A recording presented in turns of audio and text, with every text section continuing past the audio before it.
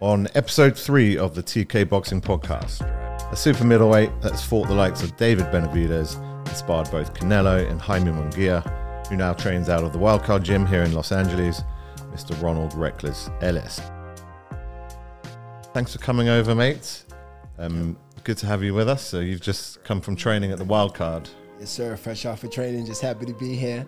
Let's talk about some boxing. I love it. Yeah. Tolis, how you doing, mate? I'm doing all right. We made it. Third episode. How was the cold plunge today? I lasted. You've been doing that every day, right? I try and do it. How long you stay in? 3 minutes. 3 minutes. Okay. Half an hour in the sauna helps. That helps you, like in recovery or in your mind. Something wrong with your mind? Man, everything. I'm a changed man. Have you done cold plunge before? No. Like the ice? No, I did it once. Yeah. Horrible. Horrible. Honestly, I've been doing that I've been doing that for a long time also. It's really good, but it never gets better. It's always like super cold. Oh yeah. You got one here? Yeah, we have so one. Mad City We'll do just it right after the show. Okay. Yes, gonna jump in. right after all three of us. All right, no. I've done mine today. It's fine. Nah, I'm out. 2 times is a charm. You can take that to Freddie.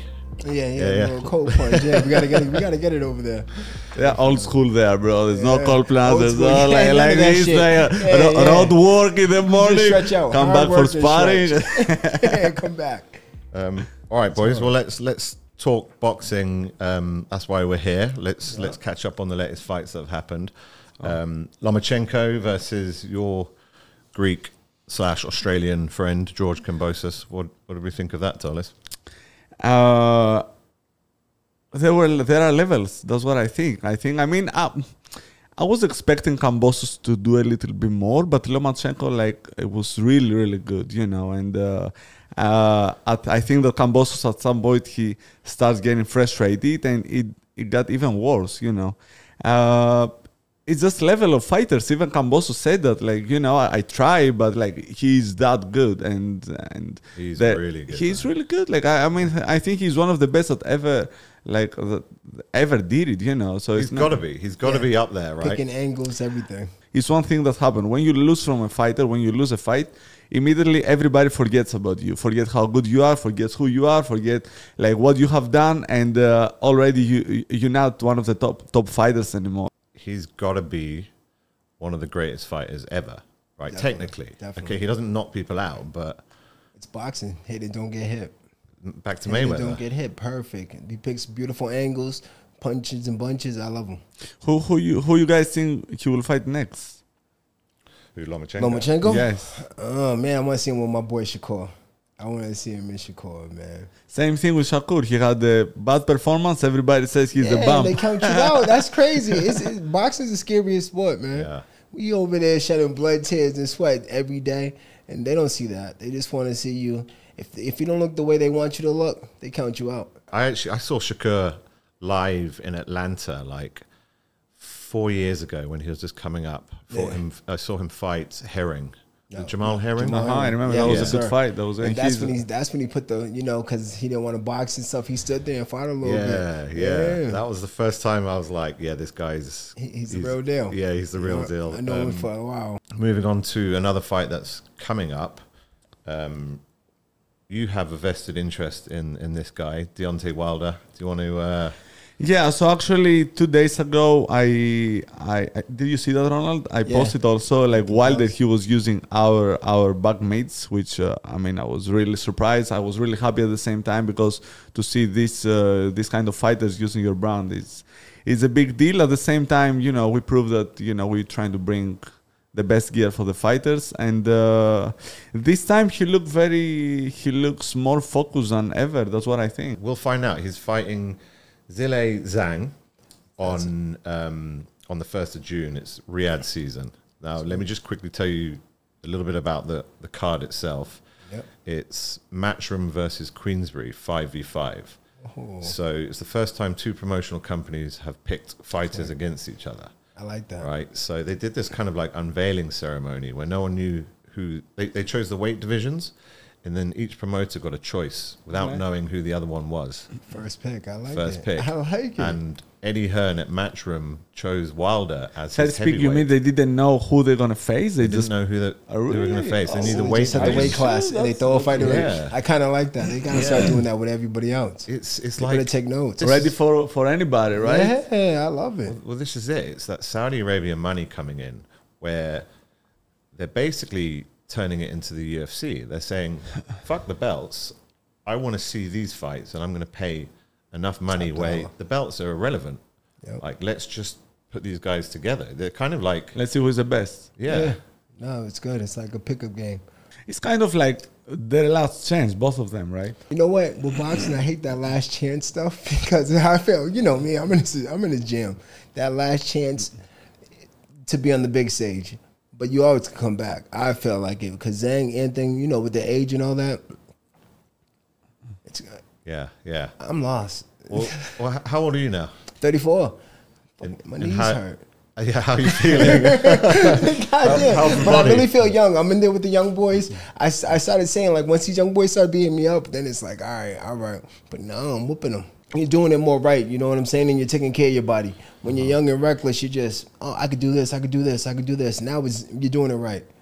And, you know, I feel younger than I did before. Moving on slightly to Usyk Fury. There, for me, this is like obviously first undisputed fight in 25 years and nearly 25 years, and you hardly hear anything about it because No promo. there's no American in it, right?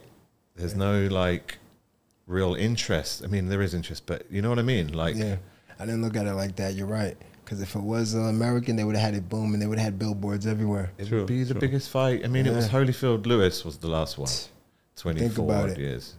You got there. Oh, that's. I always go with Fury. You're not gonna ever count him out. But Usyk got them angles he could move. But Fury could box his ass off all day, He looked pretty good. and he looked good. He Look looked good. good. He didn't even look heavy. He looked like he really wants this. And you know, After the last fight with Ngannou. yeah, that- yeah. See, yeah, he want to prove a point because Uh-huh. Anthony Joshua washed him up. So now he's like, nah, I gotta show But out. it looks like they take Usyk very serious. Like Yeah. they are very serious, very focused, Of and they're not course. like fucking around. I'm more scared of his father though. See that? I'm scared of him, man. Can't I'm believe. scared of Pop Duke saying don't come after me, but I'm scared of that man. Yeah, he's an angry man. Yeah, He's a big angry guy. as shit. Well, let's turn the focus on to you, mate. All right, my guy.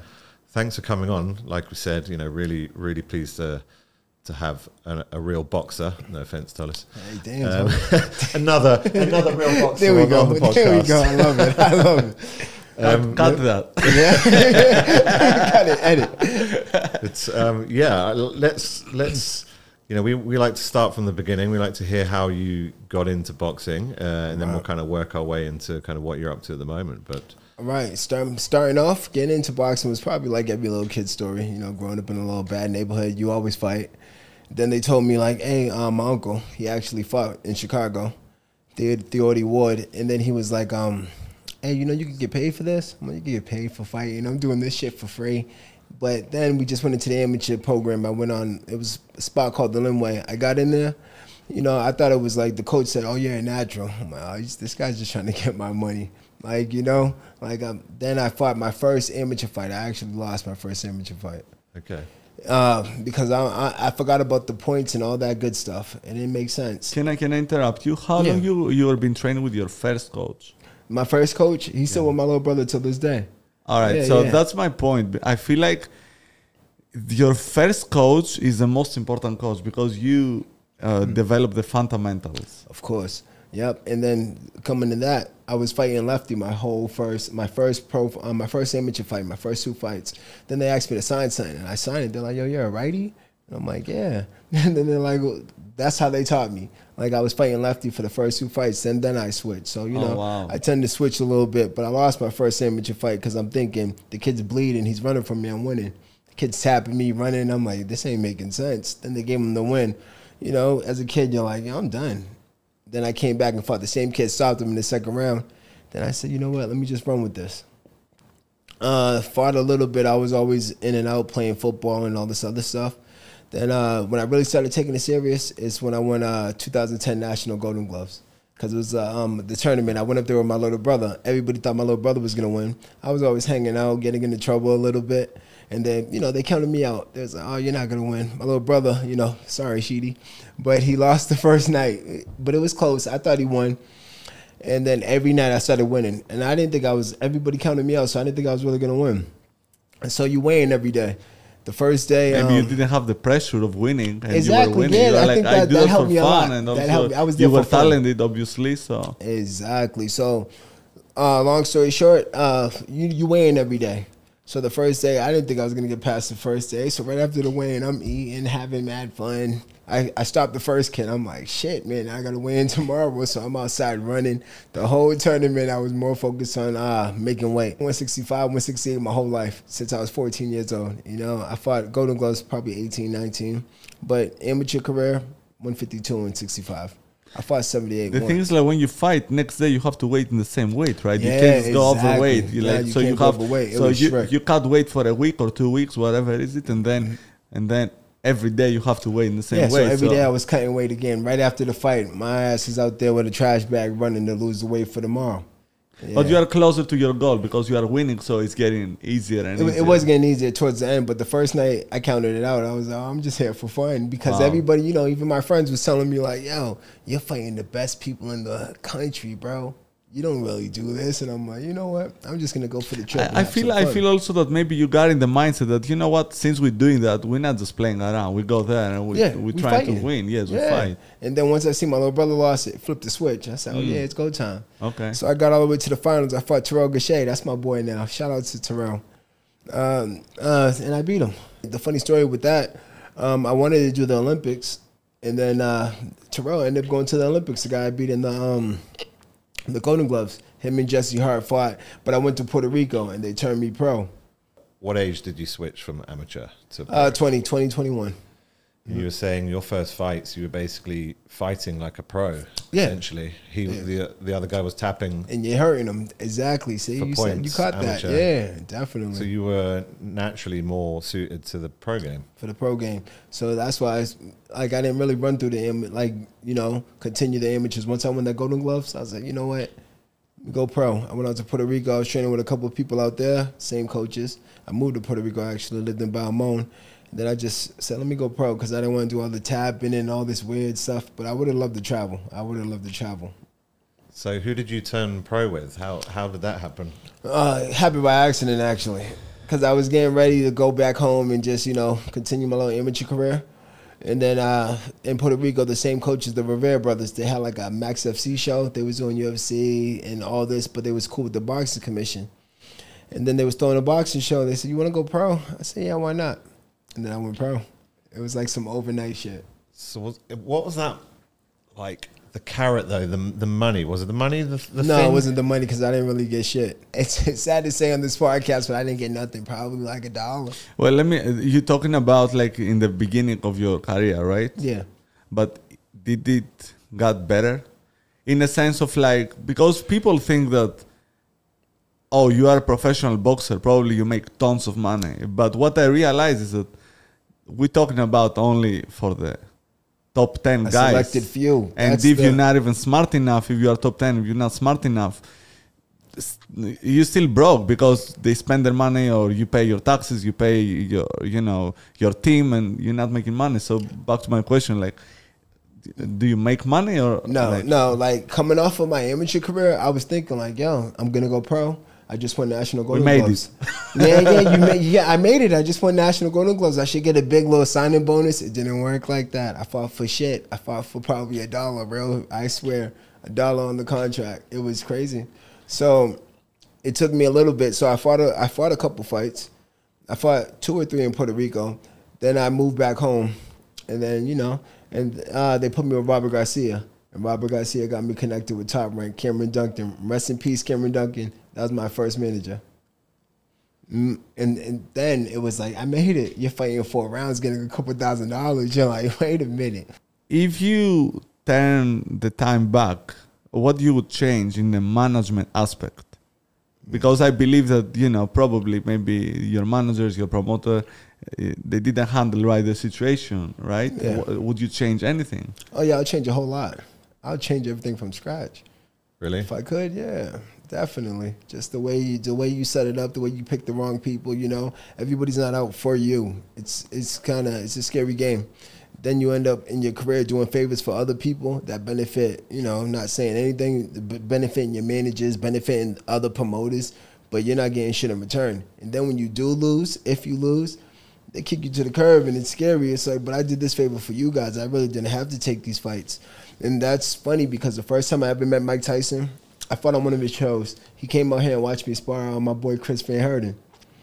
He came out here and watched me spar, then he took me to Florida with him. And he always told me, like, hey, you don't really need a manager. You just need a promoter and a lawyer.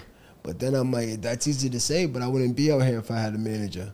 Because I'm from the East Coast. So it's like, if I'm not having somebody help me with my rent and all that, so I needed a manager. But truthfully, for all them young boys out there, if you could stick it out and struggle a little bit at the beginning, you'll get way more in the long run. Get yourself a promoter and get yourself a lawyer. Heard it from the greatest, one of the greatest, Tyson's. It's true, man. You know, a lot of managers, they're just trying to make things work for other people. And they kind of use certain fighters so they can build the other fighters. You said it. And it's like, especially when you sign with somebody that just started in the game, yeah, you're going to get ran through the floor. Your mistakes is going to help them because they ain't going to make the same mistakes with the other fighters. So you're just the rough draft, and sucks. Would you say that you would have turned pro a little bit later or just with different people maybe? Or how would you have done that differently? Yeah, I would have went a little bit later. I probably would have ran through the little amateur system and all that because they got the travel, get sponsors, everything. Because my little sister was the Olympian for the last one. I think it was in Brazil or whatever, in China. So I think one of those. A little bit more experience. But you know, you get way more experience. You're fighting different styles. You get to travel, get to enjoy it a little bit. You know what I'm saying? And pick a little bit more wise your first opponent. And then the money gets bigger because once they see you traveling and all that, when you go to sign a contract, then you get picked up by a promoter too. Think about it. Everybody from the Olympic team, from Earl Spence, Terrell Gachet, they give you fight for money immediately. Yeah, they give you your first couple fights. You're fighting 4 rounds for double-digit thousands. Nah. That's very sad, man. It's very sad. Like when you are in the business for how many years you fight. Not only you, but, in your age, guys. And you go at age 35, 40 years old, and you're still trying to get a big fight so you can feed your family. And you're like, man, what am I doing? Getting punched in my brain and we're making no money, know? And then they they lowball you to make you say no to the fight. But it's scary. I can see... I'm speaking for myself. Hopkins made everything by himself, right? Yeah, like he said, okay, no more managers, no more nobody. And that's a proven fact that it works. It works, but you just got to be willing to do everything it takes. So, Ronald, you were in Canelo's camp for how many years? 5 years? Oh, man, yeah, 5 or 6. Yeah, that's my boy, man. Shout out to Nello, man. See, he gave me my little chain and stuff. Oh, that was boxing don't like. That's my guy. It's all love. Shout out Eddie Venoso, Chepo, because I was there for a couple good years. But when you first get in there, it's just your sparring partner. They just treat you like, boom, you just go in there and spar. Then I started coming so regular. They're like, yeah, you know what? Let's go running together. You know what? Let's do strength conditioning. Let's do this. So, but that's like in everything, right? Get to know you a little bit, and when they see that, okay, you besides of a great fighter, you are a good person also. Exactly. They put you in the family. Yeah, you become family. I wish they would have gave me some fights though. Nello, give me some fights. I always say, Eddie got all this stuff. Put me on. But sometimes, but it's hard. Nello's camp is always grueling. And I was there by myself for some camps, doing 10 rounds, back to back, 4 minutes. Like, it's hard. It takes a toll on your body. And so without being in the camp this time, it's kind of a little bit, not saying McGee is soft, but he had a couple more different guys. What did you learn, though, all of these years with them? Did you learn anything? Because these guys, they are in the top level for many years, right? Yeah, it's like... You see guys going up and down, but Canelo, he's been there for... Been at the top forever. Is the consistency? What do you think is the consistency? It's the consistency. That boy works, man.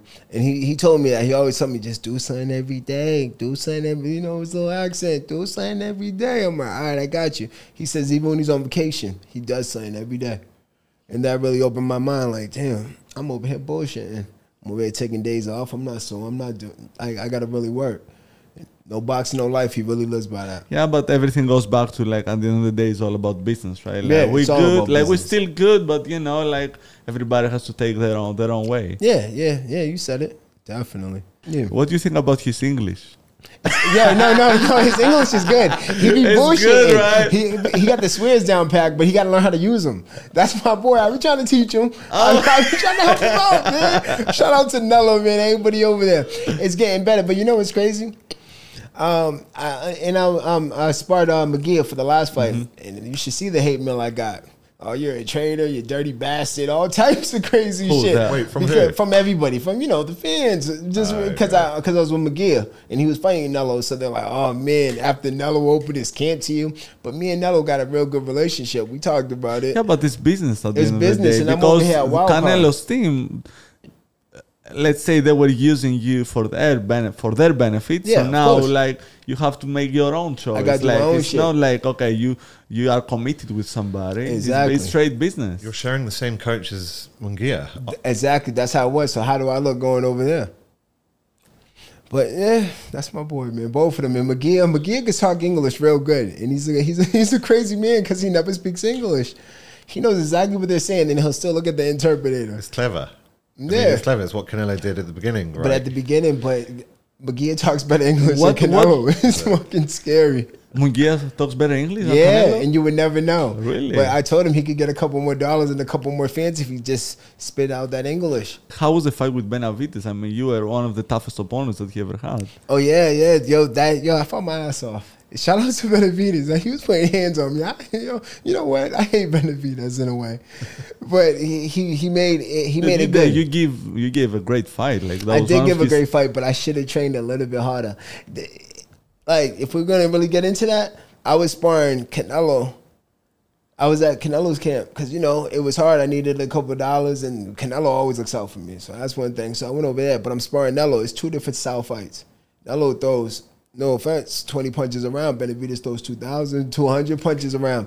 So I just didn't prepare the way I supposed to. Then I got a coach the last week of the fight. I didn't even have a coach. And we was fighting in, what is it called? The COVID. We was in the bubble. It was all messed up. I really messed up So that fight. basically, I fought my ass you off. took a fight, but you didn't prepare for that fight. Yeah. You were just training. I was just training. I was really by myself. I didn't have no trainer. I was just training with Nello. Eddie would help me out a little bit. And then I came and got with coverage, my old coach. But it was only the last 2 weeks. And I was weighing 196. I had to lose, 20-something If you had pounds. Freddie Roach by that time, things would be different. Yeah, I said it. And I if said, you were Freddie, where were focused you on- my last 3 fights? My last 3 fights was the biggest fights I ever had, and I fucked up all of them. I messed them all up. But if he still believes in me, that's just making me like, yo, I can still do this shit. So how did you link up with Freddie? How did that happen? I was with Freddie like before. When I first came out here, I was with Robert Garcia. And then when I signed to my management team, they was like, oh, we're going to take you to wild card. I got one wild card, but I didn't have that many fights. So Freddie paid me attention, but because we're from the same hometown, but it was more like, all right, and I was training with Frankie Lyles. And a couple more people. So he just pushed me away because I wasn't making no money. I was only doing 6 rounds. So then I left. Where did I leave to? Jeez. Yeah, then I left wild card, and then I came back 10 years later, and it's more love than ever. And now I'm doing it right. I was doing it my way the whole time, but this time I'm going to do it the right way. Serious question. Who's punching harder, Canelo or Benavides? Canelo by far. I say it all By the time. far. By far. By far. You seen Benavides was swinging from across the street, bro, with these 10 ounces. Bow! I wasn't eating them, but I was eating them. I didn't stumble. I didn't fall. Yep. I felt like they stopped that fight early because they wanted the Canelo fight so bad because it was a eliminator fight. But I still wish if I was with Freddie, it would have been different. I promise. Do you think Canelo is really ducking Benavides? Or he's just at the point that, you know what? I am who I am. Either you give me this money or I don't. There's Exactly, no reason. right, so- he's the boss. Yeah, that's how it is. He's the boss. Mayweather was doing it. Once you're the king of the game, you call the shots. So I don't think he's really necessarily scared of him. I don't see why he would be scared of him because styles make fights. We talked about it earlier. Nello got that style. Benavides likes to sit on the ropes and let you throw. It'll be a crazy fight, but anybody could beat anybody on any given day. But I just think the experience and the way Nello picks his shots and the power behind it is going to make him freeze. But Benavidez, that relentless, he hit you just enough to think you're still in the game. That's why he was hitting me. And then I'm like, yo, he's not hurting me as much as I can. Let me just keep. But I'm only human. The shit adds up. You're like, wait a minute. Damn, bro. You're hitting me over and over. And boom, boom, boom, boom, boom, boom. But Nello, you know what's coming. Boom, boom. He changes up and down. You see, even the sparring, he's picking up like punching in the shoulders, punching in the hips and like hips. Shit like he's that. A dog. He's a dog. Them shoulder punches, man, put me out of commission for a little bit. I'm like, bro, you sparring again today, bro? Please. But his accuracy. Accuracy in the power. He'll hit you on the same spot over and over again. So what is next for you, brother? Now I know you would train with Freddie. Oh, with me, I'm with Freddie, and I'm just shooting for the stars, bro. Like, I'm ready to fight anybody. I already fought like the top guys, even the last 3 guys that I fought: Eric Bazian, Christian McBilly. I didn't train how I supposed to. I'm always losing weight at the last minute. This is the most serious I took. I'm taking it. It sucks that I'm old as shit, but I feel good. I feel younger, and I feel like that's, it's just all in your head. It's a mentality. Now you have all the experience. Now and that's going to you getting to pick up who you want to fight and like make sense for you. So these young boys, I'll fight any of these guys. I'm trying to get back in there and do what I got to do because to show out, I never really got to show 100% me. So, I got 3 kids, 3 girls. I got to make a way for them. I got to get me some big fights and get out of here. No, I mean, if you fight, you gotta make money, feed your family. I don't see any other. And that goes with it. This boxing shit's scary. They'll make it seem like you don't want to fight a guy, but they'll give you the lowest money ever. Like knowing you're gonna say no, and now you look like, oh yo, you're scared or whatever. But it's like I'm still a good ass fighter. I fought all the top guys. You guys are really disrespectful, and I know people with worse records than me can't fight nearly as good as me, getting paid way more than me. It's just, you got to pick your poison. It's a scary game because then it's like, all right, do I do these guys this favor and take this fight because I know I could beat the guy and take this little shit payday because I'll get a bigger payday next? But what happens if the judges say, oh, this guy won, but you really beat him? Now your career is shot. And you make a small paycheck. And you make a small paycheck and you're done. Like, I can't take another loss. You got to pay me for my record and it's going to be the hardest fight ever. Okay, so before we close, do you want to give any shout out? Definitely want to give a shout out to y'all, man. TK Boxing Podcast. You got it right. I got it right. Shout out to y'all always hooking me up with gloves. Shout out to Wildcard, my family over there. And I'm trying to get back in the game. That's it. And shout out to any promoter that's gonna put me on next. Let's go, Robbie. Close it out. Close it out. Close it out. I know, right? We didn't even let him talk this shit. We got carried away talking about my life. I was going to drop a tear. We close it out, boy. Let's go. We spoke too much about Fury Usyk. No, thanks so much for coming on the show. Again, you're welcome back anytime. Yes, sir. We wish you all the luck moving forward with Freddie. And like I said, I think all the experiences that you've had, those kind of trials and tribulations are actually leading to something really good. Love and it. You should be proud of your career. And we go next door for ice bath. You ready? Hey, we ready. He said it. He said you changed your mind. Yeah, I changed my mind. But I say I'm doing it for the camera. I'm going to do it today. I'm out of here. I'm out of here. Yeah. Push it to the metal. You boys enjoy that. Ronnie, thank you, brother. Thank you. Appreciate you. Yes, sir. Now, appreciate y'all, man. I have fun today, brother.